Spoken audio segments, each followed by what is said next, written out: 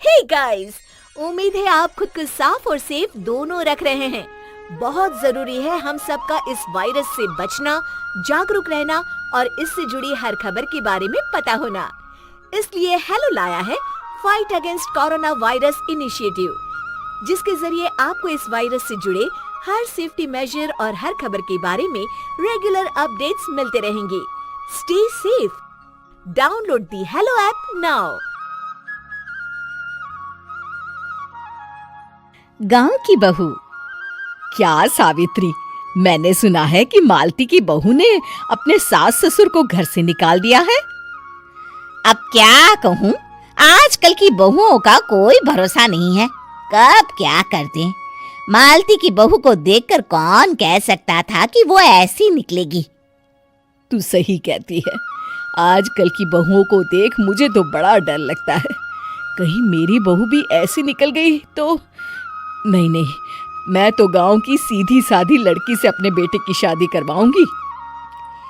इस तरह एक दिन गायत्री अपने बेटे की शादी गांव में रहने वाली मीना नाम की लड़की से करवा देती है। ये लीजिए माँ जी, आपके लिए गर्मा गर्म नाश्ता और चाय। अरे वाह बहू, सच कह रही हूँ, जब से तू इस घर में आई है मुझे तो बड़ा आराम है। तेरे जैसी बहू तो किस्मत वालों को मिलती है। का माँ जी, अब इतनी भी तारीफ मत करिए ना। धीरे धीरे मीना गायत्री की चहेती बन जाती है और मीना भी गायत्री को कभी शिकायत का मौका नहीं देती थी। फिर एक दिन, ये ले बहू, आज मैं बाजार से तेरे लिए साड़ी लाई हूँ। साड़ी देखते ही मीना का मुंह लटक जाता है। का माँ जी, ये भी कोई साड़ी है? ना, मुझे तो बिल्कुल पसंद नहीं आई। अरे लाना ही था तो कोई अच्छी महंगी वाली साड़ी ले आती मेरे लिए। आप तो ये सस्ती साड़ी उठा लाई। मुझे नहीं ना चाहिए आपकी ये साड़ी, आप ही पहनिए इसे। अरे ये क्या बहू, तू तो आजकल कुछ ज्यादा ही नखरे दिखा रही है। मैं इतने प्यार से तेरे लिए साड़ी लेकर आई हूँ और तू है कि उल्टा मुझे ही दो बातें सुना रही है। अरे माँ जी, आप अपने लिए तो बड़ी डिजाइनदार और महंगी महंगी साड़ियाँ खरीदती हैं और मेरे लिए ये सस्ती साड़ी ले आई। आप समझती हैं कि मैं गांव से आई हूँ इसलिए मुझे कुछ नहीं पता। हाँ, अरे कुछ नहीं, तुझे शहर की हवा लग गई है बहू। इस तरह दोनों सास बहू में रोज किसी न किसी बात पर लड़ाइयां शुरू हो जाती थीं। एक दिन गायत्री अपनी कुछ सहेलियों को अपने घर चाय पर बुलाती है। अरे बहू, मेरी सहेलियों के लिए बढ़िया चाय नाश्ता तो बना दे। अरे माँ जी, अभी ना मेरे पास बिल्कुल भी समय नहीं है, मुझे ब्यूटी पार्लर जाना है। चाय नाश्ता आप ही बना लीजिए। हाँ, तू कब से ब्यूटी पार्लर जाने लगी है? शहर आए 2 दिन नहीं हुए और देखो महारानी के नखरे शुरू हो गए। बस भी करिए माँ जी, आपसे बहस करने के लिए मेरे पास ना बिल्कुल टाइम नहीं है। आपका क्या है, आप समझती हैं कि मैं गांव से आई हूँ तो मुझे कुछ नहीं आता, और आप जो रोज रोज मुझसे मेहमान नवाजी करवाती रहती हैं नौकरानी की तरह। मीना के कमरे में जाते ही,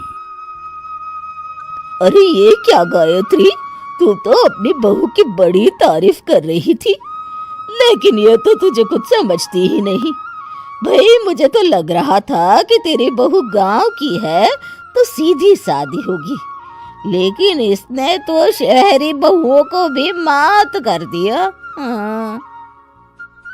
अपनी सहेलियों के सामने अपनी बेइज्जती होते देख गायत्री आग बबूला हो जाती है। अरे क्या शहर और क्या गांव, मेरी तो किस्मत ही फूटी थी जो मैं इसे बहू बना के ले आई। भगवान जाने आगे और क्या क्या करेगी। अब तो मुझे कुछ ठीक नहीं लगता। तू जरा संभल के रहना, कहीं मालती की तरह तेरा भी हाल बेहाल ना हो जाए। अच्छा, अब हम चलते हैं।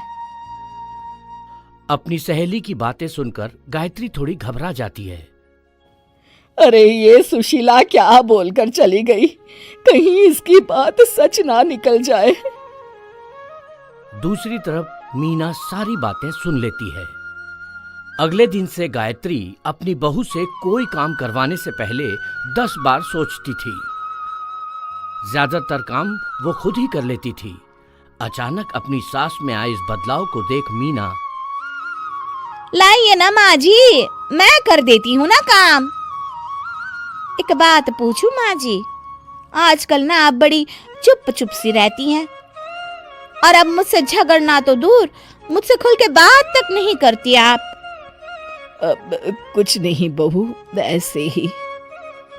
मीना अपनी सास की मंशा भांप जाती है और मुस्कुराते हुए कहती है, अरे माँ जी, चिंता मत करिए, मैं आपको घर से नहीं ना निकालने वाली। ये डर आप अपने मन से निकाल दीजिए। अरे छोटे मोटे झगड़े तो हर घर में होते रहते हैं, चाहे कुछ भी हो जाए, आप मेरी सासू माँ हो। मैं तो जिंदगी भर आपकी सेवा करूंगी माँ जी। अपनी बहू की बातें सुन गायत्री को एक प्रकार का संतोष होता है और उसकी सारी चिंताएं दूर हो जाती हैं। गायत्री अपनी बहू को गले लगा लेती है। मुझे माफ कर दे बहू, मैं तुझे गलत समझ बैठी थी।